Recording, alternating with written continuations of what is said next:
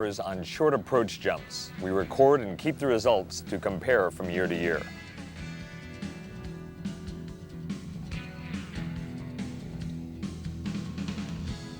Hills are slightly better than stairs for sprinters, but stairs are slightly better for jumpers, so you can do either. Early in the year, athletes should do an alternative event, or even play soccer or volleyball. We only jump twice a week, but the younger jumpers could or should jump 3 times a week until their form is developed, but not any more than 3 times. Rest is important for jumpers to keep the bounce in their legs. Now we have in-season workouts. Monday is the best day for technique because the jumper's legs are the freshest. Easy low hurdling is excellent for jumpers as a light plyometric and for working on the stride of younger jumpers. Although this is a jumping day, we're trying not to stress the takeoff leg too much.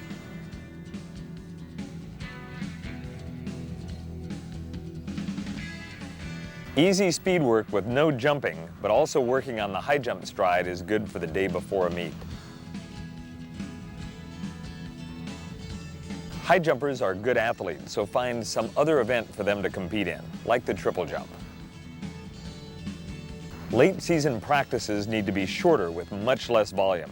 The PR attempt drill is good near the end of the season as you're successful even if you don't clear the bar. Tuesday should be an easy practice day with no stress on the takeoff leg. Practice these approaches in a different location to get ready for traveling to a big meet. Note how easy this day is. A day off before a big meet gets jumpers really excited. The competition is opportunity.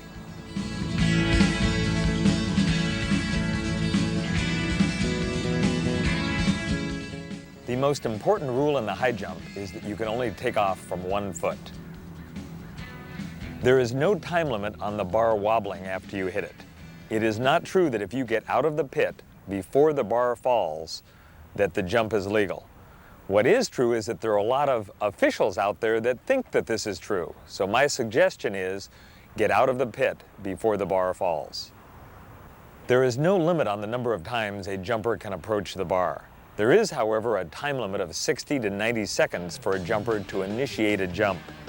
But it is a sign of very poor preparation for a jumper to balk or not finish a jump.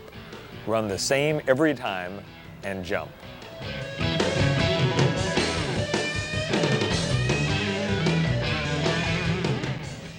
Try to end the jump practice session with a good jump, or at least a high miss. A good jump might not be a clearance, however. It is essential to be filmed as it is difficult to know what you're doing in the air without seeing it. You must be able to picture that big jump.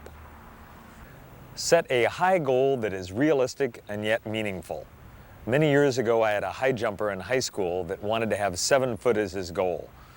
We talked about it a lot and finally decided that 7 foot should be that goal.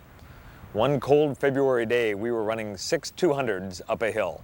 And after 4 of them, he said, "Coach, I can't run up it anymore, I'm gonna throw up." And I said, "Fine, you're the guy that wants to jump 7 feet, not me." And he was able to run up that hill twice more. It is amazing what goals will do for you to help on those hard days. Although he didn't achieve his goal of 7 feet, he did jump 6'11", which is a great jump for a high school jumper.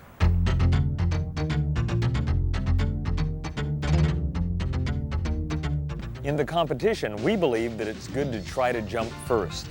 Although it is good to jump last in the order to know what your opponents have done, it is probably preferable to go first and put the pressure on the other jumpers. Then you have 2 chances to win, your good jumping or your opponent's not responding to the pressure. Don't waste good jumps in practice. Save your high jumps for meets. At the start of the season, you should have a fairly low starting height. This means more jumps, but you can use the practice. However, by the end of the season, you should be ready to start high. When you are in a scoring meet but want to jump high, consider a fairly low opening height so you make sure you clear a height for points, and then pass a height or two so you don't waste your energy on a lot of low jumps. Don't get sucked into jumping at every height, especially if the bar is going to go up 1 inch at a time. In coaching the high jump, it is more important to coach the ground than the air. Very little can be done to affect the height once the body has left the ground. Most flight problems are caused by some action, or lack of it, on the ground. In addition to trying to jump high, the goal of every coach and athlete is to jump high at the big meet or meets at the end of the year.